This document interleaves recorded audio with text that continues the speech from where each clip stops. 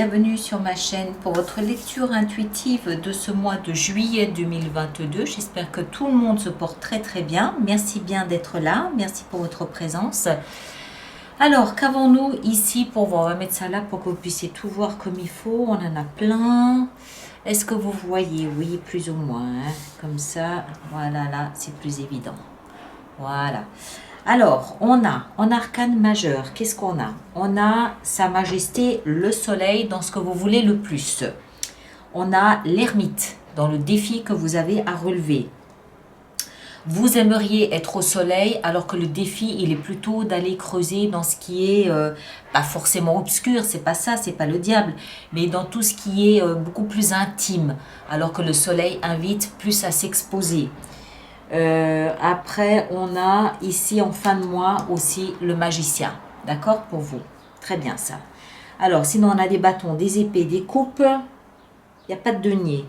Vous êtes le deuxième signe où il n'y a pas de denier. C'est étonnant. Ok, très bien, pas de problème.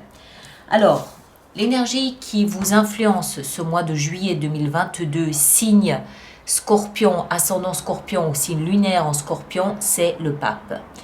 Le pape représente la foi.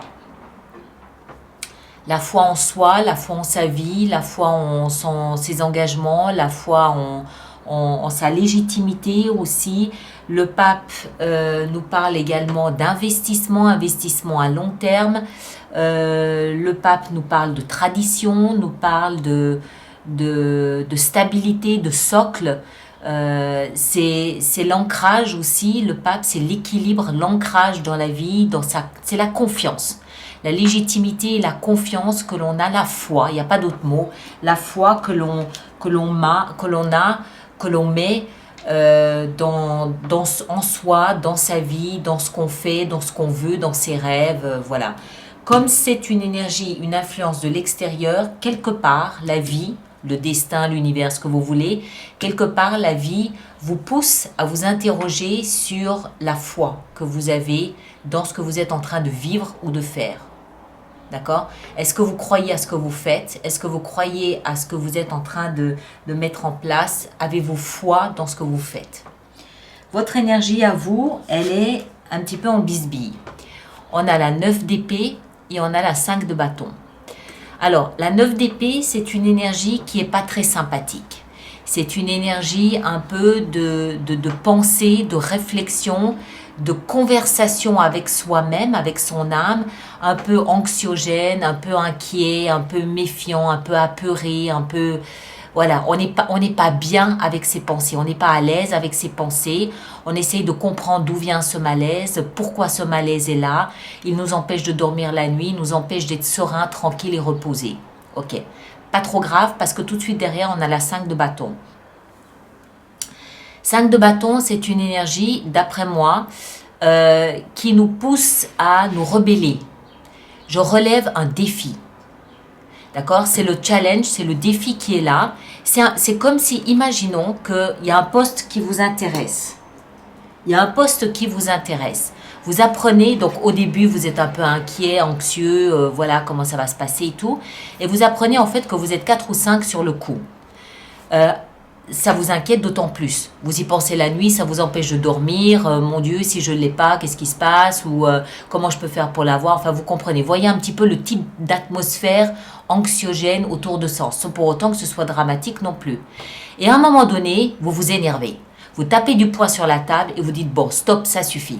Je l'ai, tant mieux, je ne l'ai pas, tant pis. Point.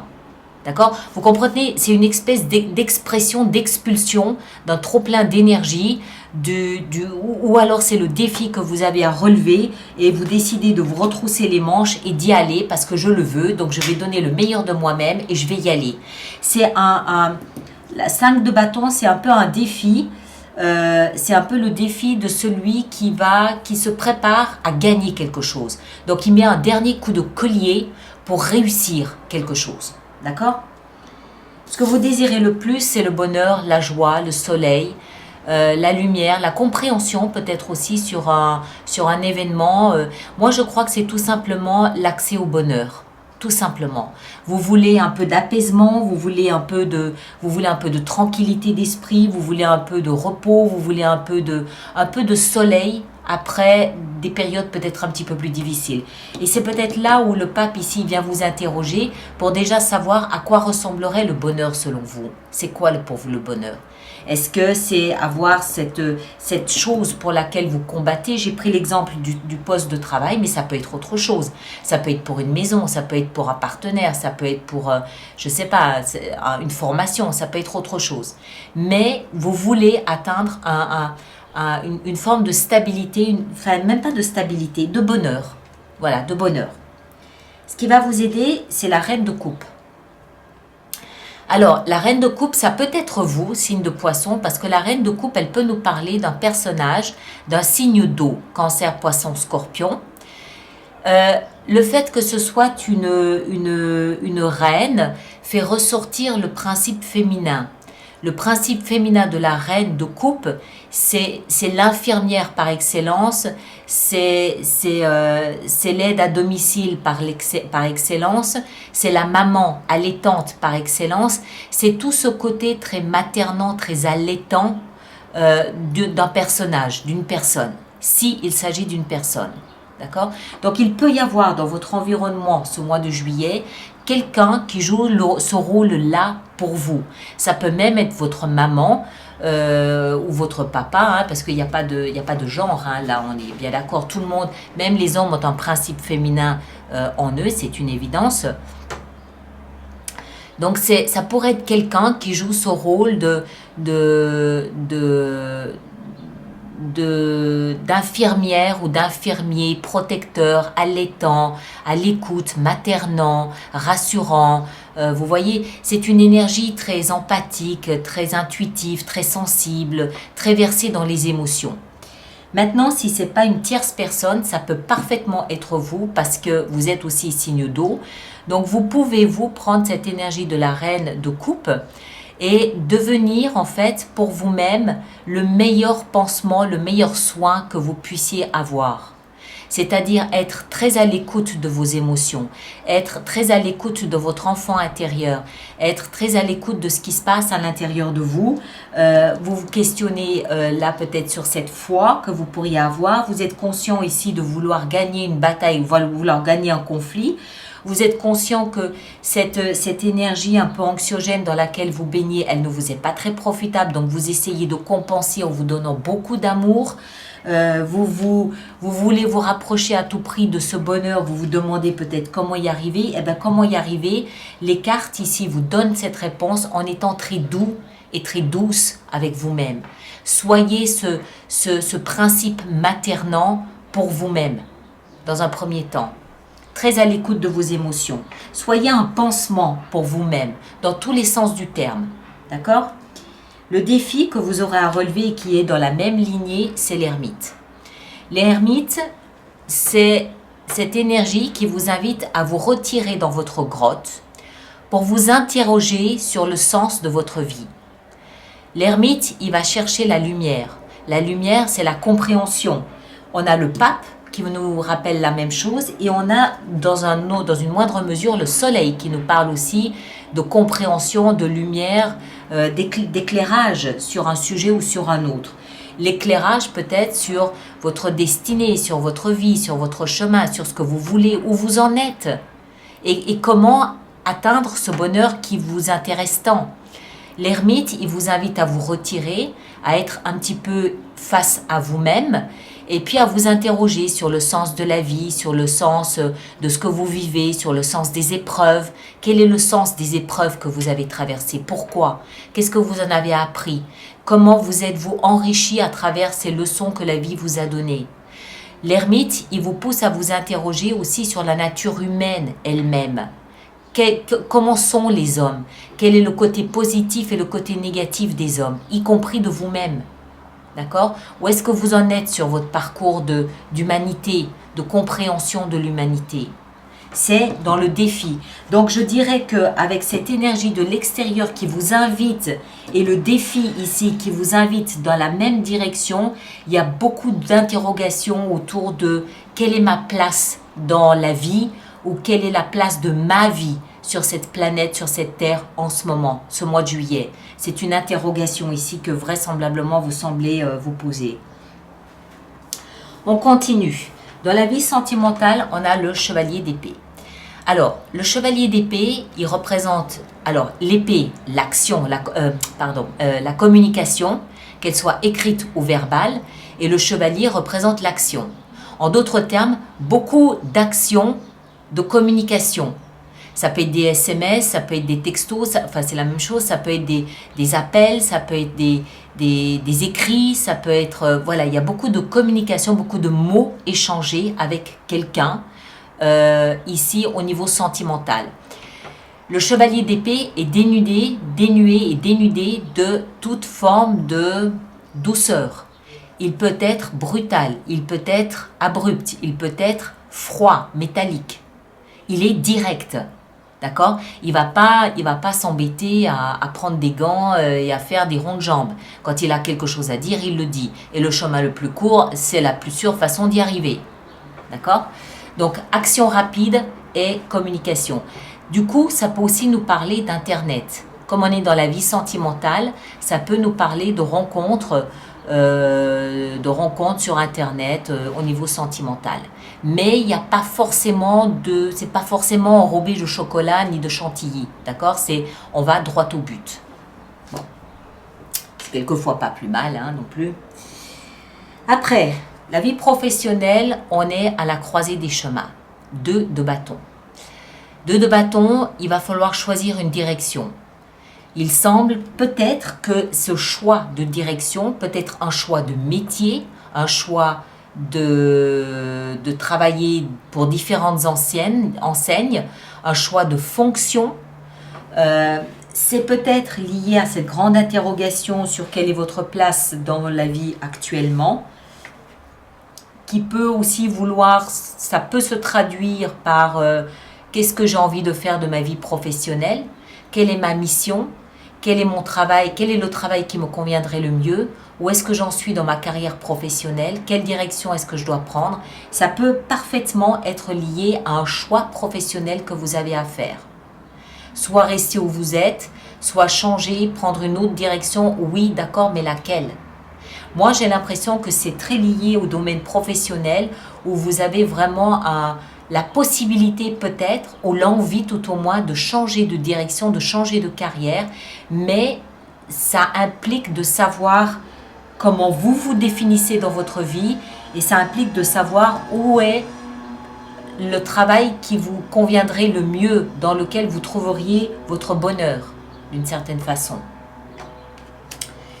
Dans la vie intérieure, tout va bien.